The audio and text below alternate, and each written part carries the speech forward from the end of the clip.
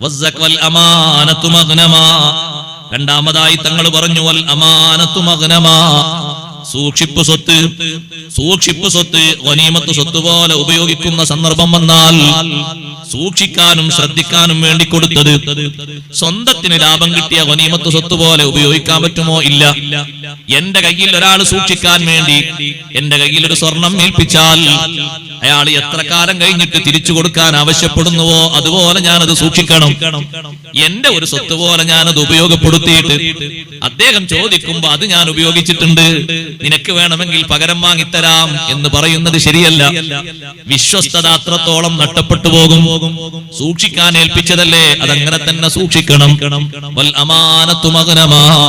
അഷ്റഫുൽ ഖൽഖ് സയ്യിദുനാ റസൂലുള്ളാഹി സ്വല്ലല്ലാഹു അലൈഹി വസല്ലം തങ്ങൾക്ക് എല്ലാവരും വിളിച്ചിരുന്ന സ്ഥാനപ്പേര് തന്നെ അൽ അമീൻ എന്നല്ലേ. അവിടുത്തെ അമാനത്തിലേക്ക് ചേർത്തിയിട്ടുള്ള ഏറ്റവും വലിയ സൽപ്പേര്. തങ്ങൾ മക്കയിൽ നിന്ന് മദീനയിലേക്ക് ഹിജ്റ പോകുമ്പോ മുശ്രിക്കുകളടക്കം സൂക്ഷിക്കാൻ കൊടുത്ത സ്വത്ത് വിതരണം ചെയ്യാൻ ഏൽപ്പിച്ചത് അലി ഇബ്നു അബീ ത്വാലിബ് റളിയല്ലാഹു അൻഹുവിനെയാണ്. അലി റളിയല്ലാഹു അൻഹു അതിനു വേണ്ടി ദിവസം എടുത്തത് 3 ദിവസമാണ്.